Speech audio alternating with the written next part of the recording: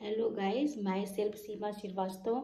मैं daily UGC net paper 2 sociology के concept लेकर आती हूँ, जो आपके यूजीसी नेट प्रिपरेशन के लिए बहुत ज़्यादा कारगर सिद्ध होंगे। आप पीवाईक्यू करिए, आप डेली का जो कॉन्सेप्ट है उसको क्लियर करके अगर आप पीवाईक्यू करेंगे तो मैं ये गारंटीड कहती हूँ कि आपका हर बार ही क्रैक होगा। आपको कभी ये जो लोचा टोचा होता है वो होगा नहीं। आप मेरे कॉन्सेप्ट को बहुत ध्यान से समझिए। मैं नहीं कह रही आप मेरे कॉन्सेप्ट को सुनिए, मैं तो कह रही मेरा कॉन्सेप्ट ले करके आप अपने आधार से एनालिसिस करिए सोशलॉजी का। फिर आप देखिएगा कि आपका कितना बढ़िया से क्रैक होता है।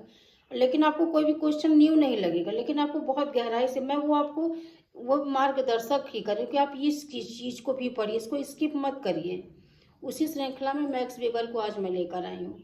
उनका एक कॉन्सेप्ट है रेशनैलिटी या युक्तिकीकरण कह लें या तर्क कह लें, लॉजिक कह लें। ये जो शब्द है इन्होंने कहाँ पे यूज किया, इसको हमें समझना होगा। इन्होंने कहा कि जब प्रिमिटिव सोसाइटी से मॉडर्न सोसाइटी को समाज बढ़ रहा था या उसका आगे बढ़ रहा था, तो क्या हुआ था कि इमोशंस, मूल्य, जो हमारी परंपरा है वो छूट रही थी और उसका स्थान तर्क या लॉजिक कह दीजिए वो ले रहा था। इसी लॉजिक या रेशनैलिटी को उन्होंने बेस बनाकर कई धर्मों, बड़े धर्मों का अध्ययन किया और उन्होंने पाया कि धर्म के कुछ ऐसे इथिक्स है जो पूंजीवाद को बढ़ावा देते हैं। वो कहते हैं ये औद्योगिकीकरण कोई नया नहीं है कि पूंजीवाद उसका परिणाम हुआ। पूंजीवाद नया नहीं है। उन्होंने कहा पहले बनिया था, फिर गांव का सेठ हुआ। उस तरह से उन्होंने ये देखा कि पूंजीवाद जो है नया ना हो करके उन्होंने इस सर्च को ये किया कि धर्म के जो कुछ ऐसे इथिक्स है वो पूंजीवाद को बढ़ावा देते। यहीं पे वो थोड़ा सा मार्ग से विरोधी भी हो जाते हैं। अगर उनका एक शब्द में मैं डिफाइन करूँ, उनका युक्तिकीकरण है क्या, तो बुद्धि संगत व्याख्या। उन्होंने इसी को आधार बना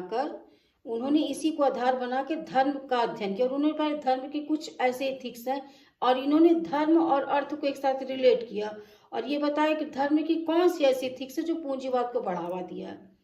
मैं इनकी जो बुक आप जानते हैं, बहुत फेमस बुक है जो 1905 में आई थी, Protestant ethic spirit of capitalism. इसके बारे में पूरी डेप्थ में जानकारी, एक एक पॉइंट को लेकर के, भले उसके लिए मुझे 2 दिन लग जाए बट मैं एक एक पॉइंट को एकदम क्लियरिफिकेशन करूंगी कि किस तरह से धर्म और अर्थ उन्होंने रिलेट किए हैं। और उन्होंने ये भी कहा है जो एक तरह से जैसे कि डरखाइम ने ये बताया ना कि सामाजिक एकता में ऐसा नहीं कि हमेशा एकता रहती है, उसमें एनोमी की स्थिति भी है। तो उसी तरह से अगर मैं रिलेट करूं तो मैक्स वेबर ने कहा रेशनैलिटी का एक कॉन्सिक्वेंस पॉजिटिव नहीं है, लोहे का पिंजरा या फिर आयरन केज। उन्होंने बोला है कि व्यक्ति एकदम मशीन हो जाएगा, इमोशन से रचनात्मक शक्ति बिल्कुल खत्म, आदमी लॉजिक हो जाएगा। इसी में उन्होंने ब्यूरोक्रेसी को भी रखा था।